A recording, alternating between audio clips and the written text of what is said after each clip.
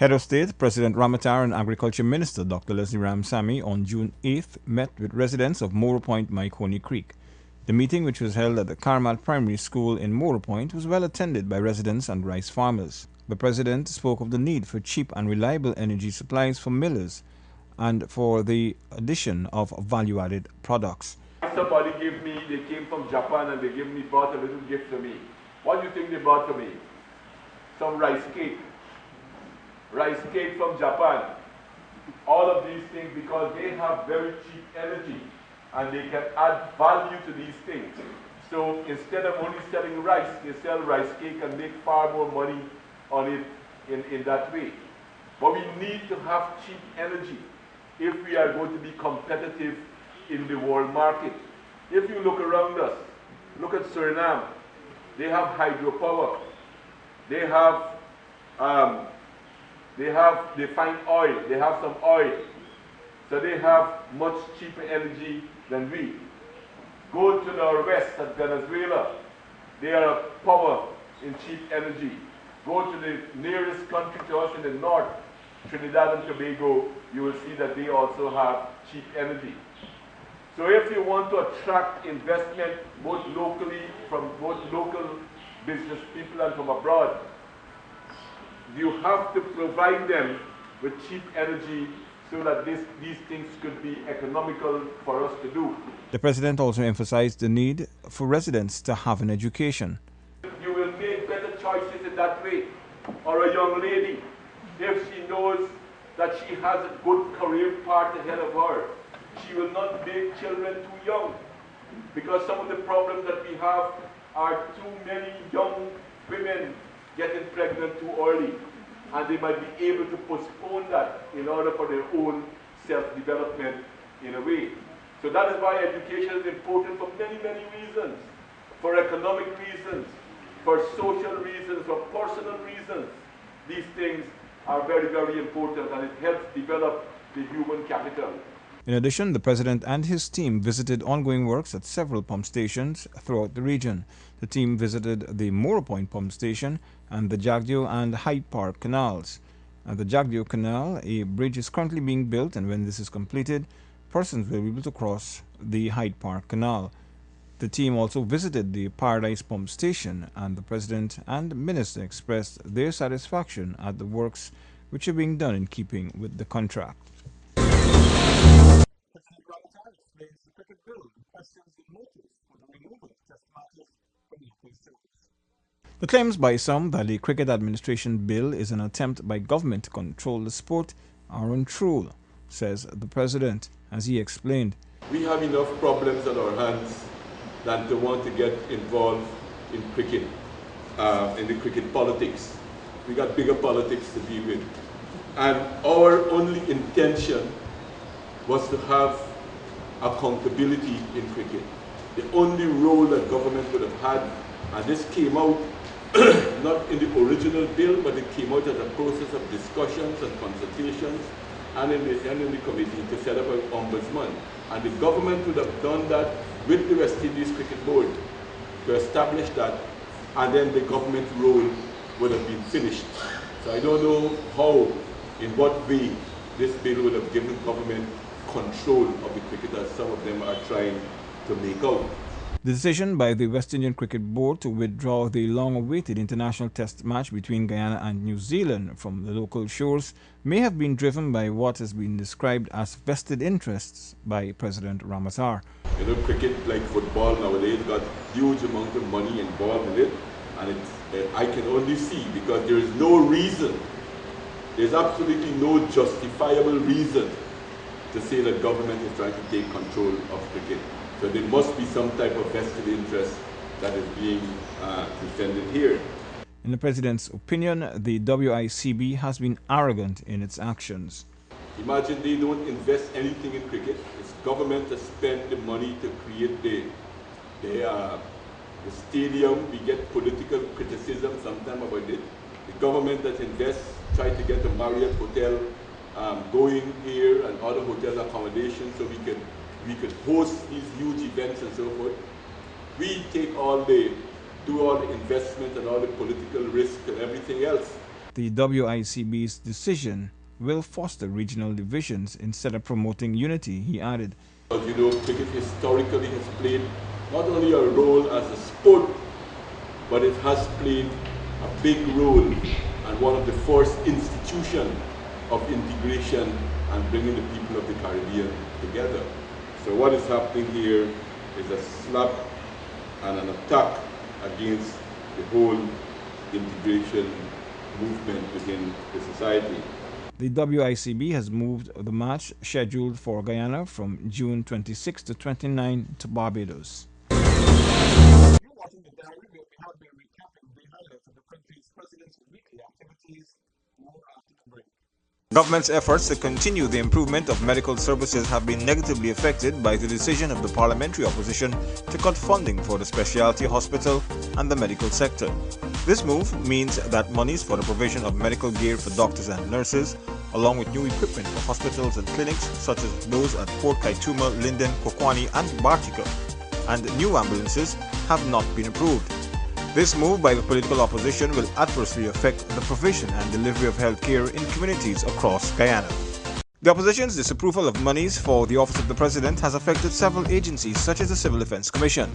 This agency deals with managing and assisting persons and communities affected by disasters, natural and man-made. The move to disapprove funding for the CDC means that if any disaster were to occur, the government would not be able to provide any assistance to those in need. The disapproval of funds by the political opposition for the Ministry of Finance's administrative arm means that students wishing to attend the University of Guyana will not be able to access any loans for 2014. The move will prevent many students who are unable to pay cash from studying and having a tertiary education.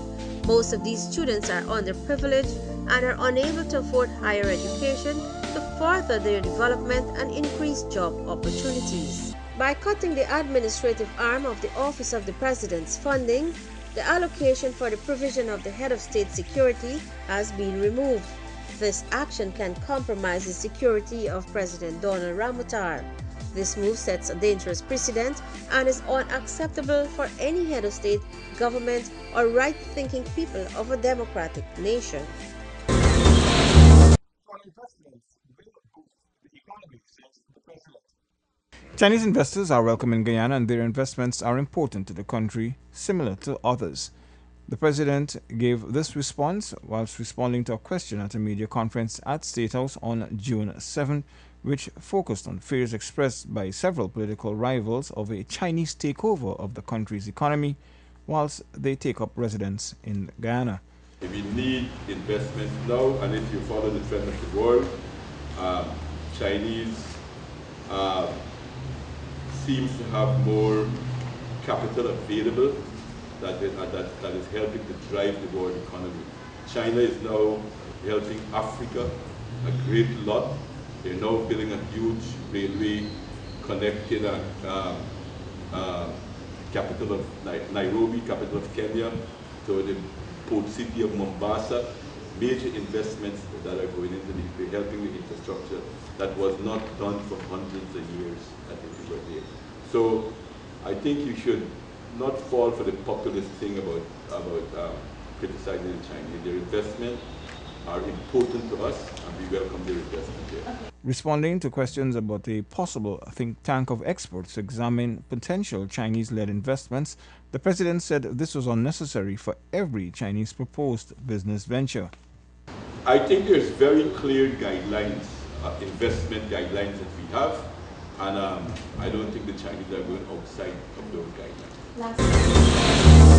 The need for disciplined youth was emphasized by President Ramotar on May 9 when he formally handed over a multi-million-dollar basketball court to the youth of Critical Village, West Bank of the Base. Speaking to the community's youths, President Ramotar said that in addition to promoting physical fitness and well-being, sports also promote discipline amongst the younger generation. For young people, it teaches them a lot of life skills by doing sports. Because sports themselves, they have rules. And then you have to play according to the rules. And if you violate the rules, then you are punished. You have penalties to pay because of violation of the rules. And so too in life. We live in an organized society, civilized societies.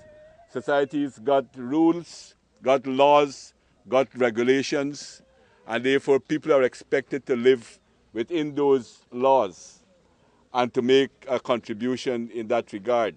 And sports is one of the early things that can train the mind to be disciplined and useful citizens within the society. The government, the president said, has long recognized the need to build a human capital, adding that sports makes an important contribution towards this.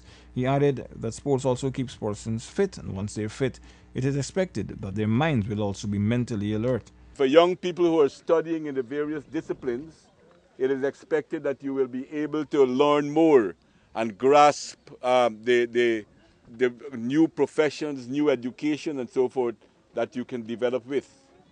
And that too is very important for us, because if you look at our country's budget over the last years, you will see that the biggest expense that the government has in its budget is in the social sector.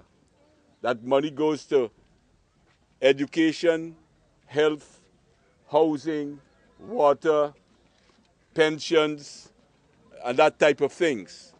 Largely because we think that those things are important to build the human capital. The investments being made, such as a basketball court, the president explained, is really an investment in the nation's future in the hope that youths can grow up strong and healthy. He urged youths to care for the new facility, added that he would be very proud if they were also able to represent Guyana on the international stage. It really gives me great pleasure to have the opportunity to open this new facility, and I hope that young and old and the in-between all will take advantage of it, make good uses of it, and we will do our best to support it to help with the other facilities that is necessary to make it possible to utilize it for longer hours in our society. The opposition's disapproval of monies for the Office of the President has affected several agencies such as the Civil Defense Commission. This agency deals with managing and assisting persons and communities affected by disasters, natural and man-made. The move to disapprove funding for the CDC means that if any disaster were to occur, the government would not be able to provide any assistance to those in need. By cutting the administrative arm of the Office of the President's funding, the allocation for the provision of the Head of State Security has been removed. This action can compromise the security of President Donald Ramotar. This move sets a dangerous precedent and is unacceptable for any head of state, government, or right-thinking people of a democratic nation. The disapproval of funds by the political opposition for the Ministry of Finance's administrative arm means that students wishing to attend the University of Guyana will not be able to access any loans for 2014. The move will prevent many students who are unable to pay cash from studying and having a tertiary education. Most of these students are underprivileged and are unable to afford higher education to further their development and increase job opportunities. Government's efforts to continue the improvement of medical services have been negatively affected by the decision of the parliamentary opposition to cut funding for the specialty hospital and the medical sector. This move means that monies for the provision of medical gear for doctors and nurses, along with new equipment for hospitals and clinics such as those at Port Kaituma, Linden, Kokwani and Bartica, and new ambulances have not been approved. This move by the political opposition will adversely affect the provision and delivery of health care in communities across Guyana.